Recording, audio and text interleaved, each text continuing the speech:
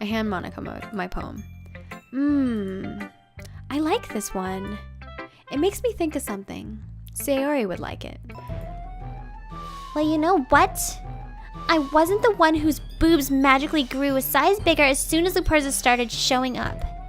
Natsuki! Stop! Natsuki, Yuri, you guys are my friends. I just want everyone to get along and be happy.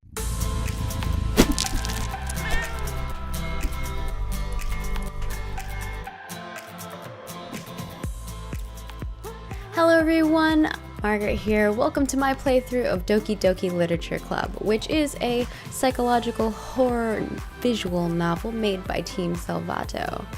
Now, I do want to preface that this game is not meant for children, nor is it meant for people who are easily disturbed, as it covers topics such as depression and suicide. So if you don't think you can handle that, it's okay, you can just click away. But if you think you can, I really hope that you enjoy the video, and if you do, be sure to give me a like, and of course, as always, subscribe to the channel, as that helps me super greatly. Enjoy!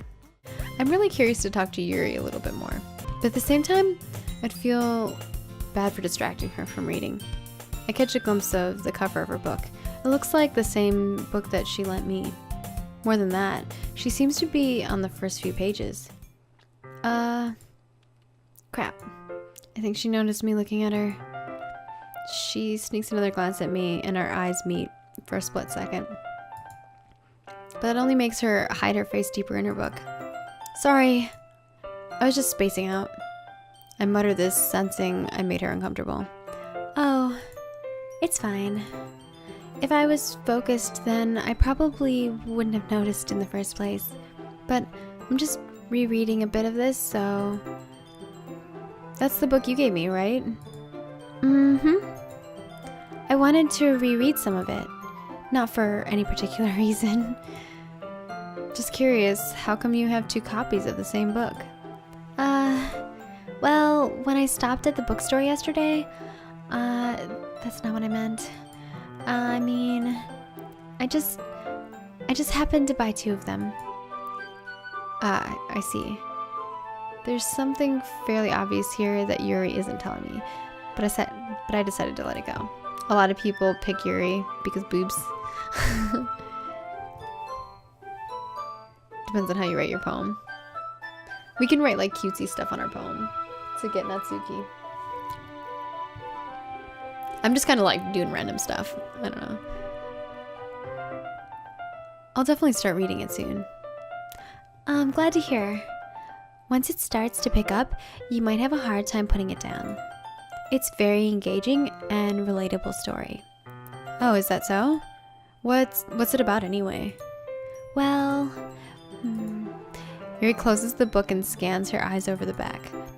The book is titled Portrait of Markov. There's an ominous looking eye symbol on the front cover. Alright, I just wanted to make sure I don't accidentally give anything away. Basically, it's about this girl in high school who moves in with her long-lost younger sister. But as soon as she does, her life gets really strange. She gets targeted by these people who escape from a human experiment prison. And while her life is in danger, she needs to desperately choose who to trust. No matter what she does, she ends up destroying most of her relationships, and her life starts to fall apart. It's kind of dark, isn't it? Yuri made it sound like it was going to be a nice story, so that dark turn came from nowhere. Yuri gently giggles all of a sudden. Are you not a fan of that sort of thing, Luperza? It's not that. I mean, I can definitely enjoy those kinds of stories, so don't worry. Oh, I hope so. Yeah, I totally forgot that Yuri is into those things. She's so shy and reclusive on the outside, but her mind seems to be completely different. It's just that those kind of stories, they challenge you to look at life from a strange new perspective. When horrible things happen, not just because someone wants to be evil, but because they have their own goals or their own philosophy that they believe in. Then suddenly, when you thought you related to the protagonist, they're made out to be the naive one for letting their own one-sided morals interfere with the villain's plans. I'm rambling, aren't I? Not again. I'm sorry. Hey, don't apologize. I haven't lost interest or anything. Well, I guess it's alright then. But I feel like I should let you know that I have this problem. When I let things like books and writing fill my thoughts, I kind of forget to pay attention to other people. So, I'm sorry if I end up saying something strange. And please stop me if I start talking too much. I really don't think you need to worry. This just means you're passionate about reading. The least I can do is listen. It's a literature club, after all. That's true. In fact, I might as well get started reading it, right? You don't have to. What are you saying? Just a moment ago, you said you were looking forward to it. Let me just get the book. I quickly retrieve the book that I put into my bag. Alright, it's fine if I sit here, right? I slip into the seat next to Yuri. Yeah. Are you sure? You seem a little apprehensive. I'm sorry. It's not that I don't want you to. It's just sometimes I'm not very used to, that is, reading in company with someone. I see. Well, just tell me if I end up distracting you or anything. Alright. I open the book and start the prologue. I soon understand what Yuri means about reading in company. It's as if I can feel her presence over my shoulder as I read. It's not a particularly bad thing, maybe a little distracting, but the feeling is somewhat comforting. Yuri is in the corner of my eye. I realize that she's not actually looking at her own book. I glance over. It looks like she's reading from my book instead. Sorry. I was just... Yuri, you really apologize a lot, don't you? I do. I don't really mean to. Sorry. I mean... Here, this should work right. I slide my desk in until it's up against Yuri's, then smooth, man, smooth, Luperzo, smooth. Then hold my book more between the two of them. I suppose so. Yuri timidly closes her own copy. Once we each lean in a little, our shoulders almost touching. It feels like my left arm is in the way, so instead I use my right hand to hold the book. I guess that makes it kind of difficult to turn the page. Here. Oh, that's so cute. Yuri takes her left arm and holds the left side of the book between her thumb and forefinger. I do the same with my right arm and on the right side of the book. That way, I turn a page and Yuri slides it under her thumb after it flips to her side. But in holding it like this, we're huddled even closer together than before. It's actually kind of distracting me. It's as if I can feel the warmth of Yuri's face and she's in the corner of my vision. Are you ready? To turn the page. Sorry. I think I got a little bit distracted for a second. I glance over at Yuri's face again, and our eyes meet. I don't know how I'll be able to keep up with her. That's okay. You're not as used to reading, right? I don't mind being patient if it takes you a little bit longer. It's probably the least I can do, since you've been so patient with me. Yeah, thanks. We continue reading. Yuri no longer asks me if I'm ready to turn the page. Instead, I just assume that she finishes the page before me, so I turn it by my own volition. We continue the first chapter in silence. Even so, turning each page almost feels like an intimate exchange. My thumb gently letting go of the page, letting it flutter over to her side as she catches it under her own thumb. Hey, Yuri? This might be a little silly thought, but the main character kind of reminds me of you a little. You think so? How does she? Well, I guess she's more blunt in a lot of ways, but she also second guesses all the things that she says and does. Like, she's afraid she'll do something wrong. It's not like I can see into your head or anything, but they're kind of reminiscent of some of your mannerisms? I see. Yuri remained silent for a moment. But Luperza? That's probably a terrible thing to have in common with her. That's so embarrassing that you think that. Well, wait. I didn't mean it in a bad way or anything. Smooth. Sorry, I didn't know you were self-conscious about that sort of thing. I guess I more meant that it's kind of cute. What are you saying all of a sudden? Okay, everyone. I think it's about time we share today's poems with each other. We might not have enough time if we wait too long. Yuri exhales and sparred from finishing her thought. Is that right, Yuri? You look kind of down. I'm sorry if you haven't been looking forward to this. It's fine. Yuri releases her hand from the book, causes it to close top of my thumb. Alright. I guess I'll do some more reading tonight. Or would you prefer I only read with you? I guess I don't have too much of a preference either way. In that case, I'll read a little more tonight. It'll be more fun to read with you after it picks up a bit, you know? That's good reasoning. In that case, feel free to finish the first 2 chapters in your own time. Alright. I stand up. I make a mental note of where I left off in the book, then slip it back into my bag. Alright, here we go. Who should I show my poem to first? I feel like you were just talking with Yuri, so maybe we share our poem with her first. Alright, Yuri. Let's talk to her first, since we were already talking to her. Yuri stares at the poem with a surprised expression on her face. Do you like it? Luperza, how do you pick up on this so quickly? Just yesterday I was telling you the kind of techniques worth practicing. Maybe that's why? You did a good job explaining. I really wanted to try giving him more imagery. Yuri visibly swallows. Even her hands appear sweaty. I'm not used to this. Used to what? I don't know. It's fine. Take your time. Yuri breathes and collects her thoughts. I know that Yuri likes to think before she speaks, so I offer that patience to her. Yeah, just being appreciated like this, I guess.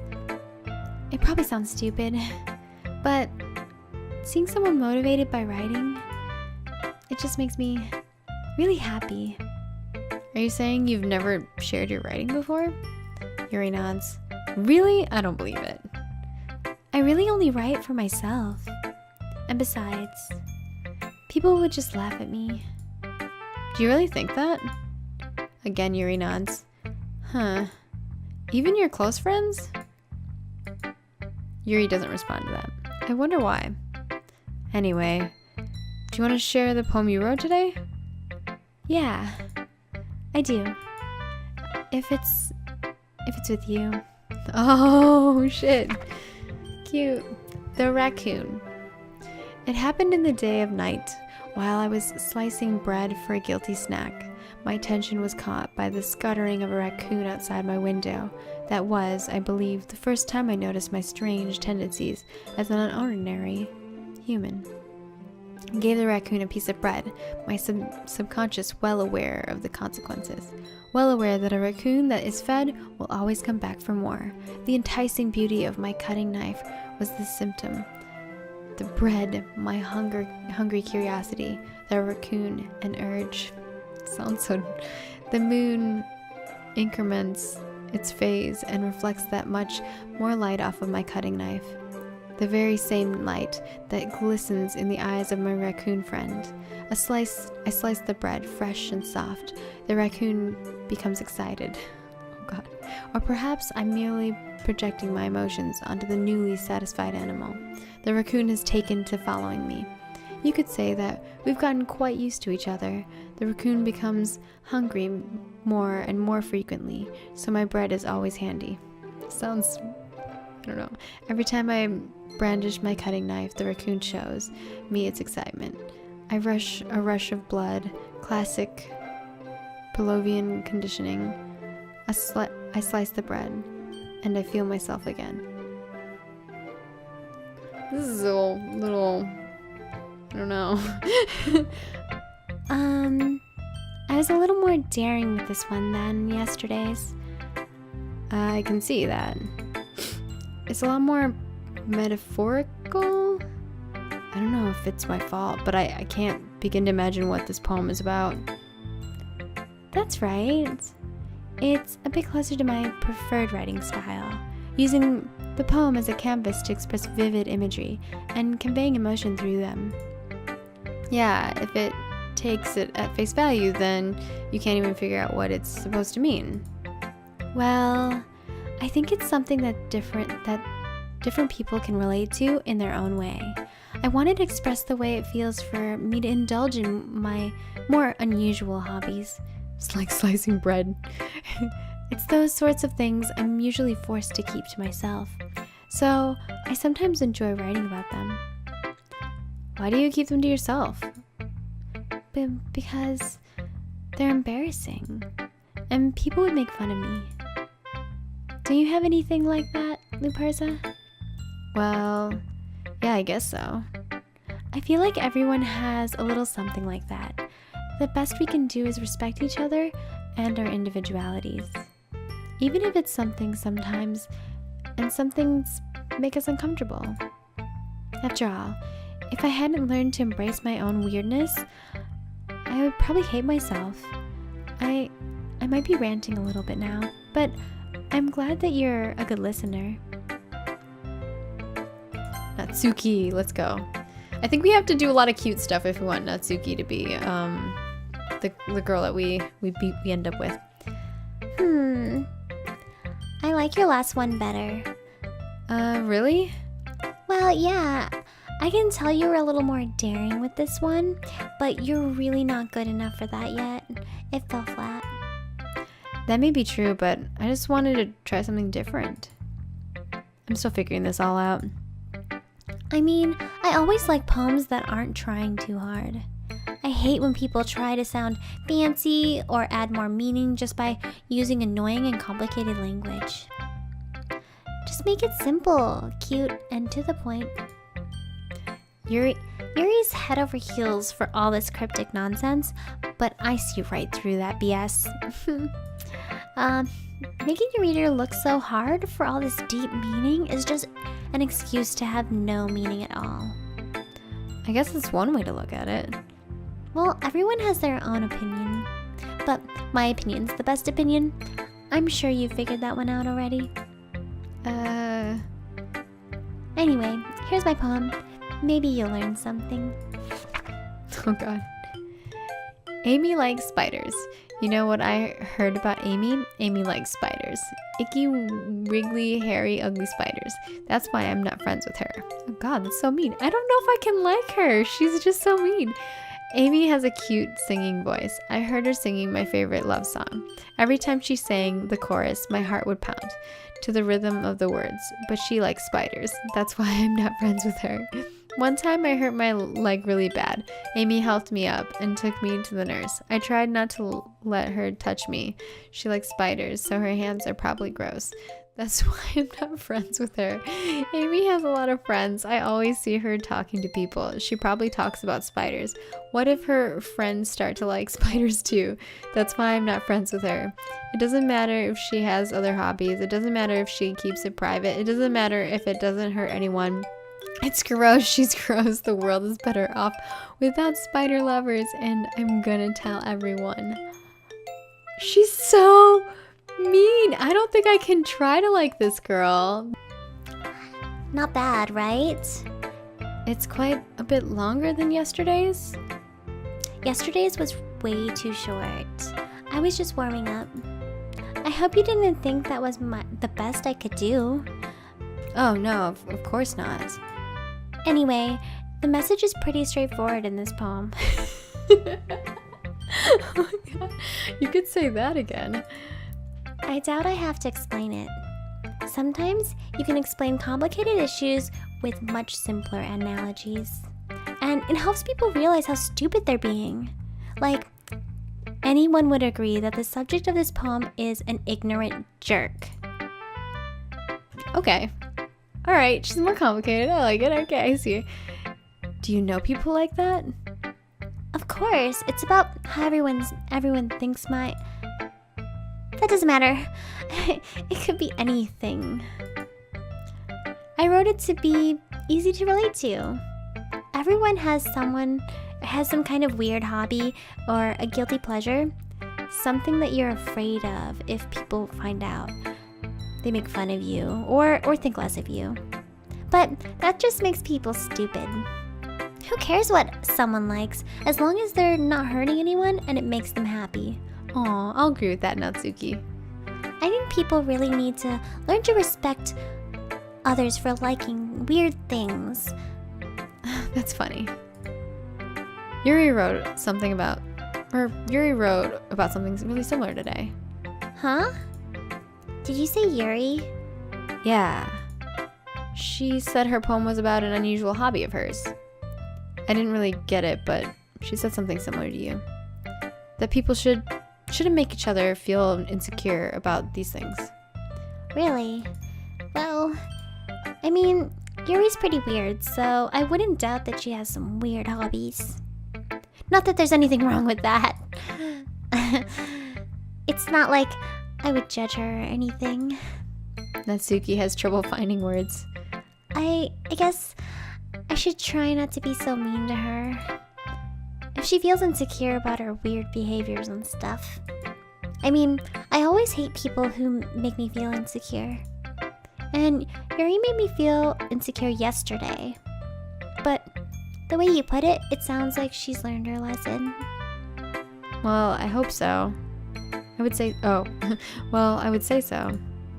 Even if her writing style is really different, I'm sure she'll appreciate the message in your poem.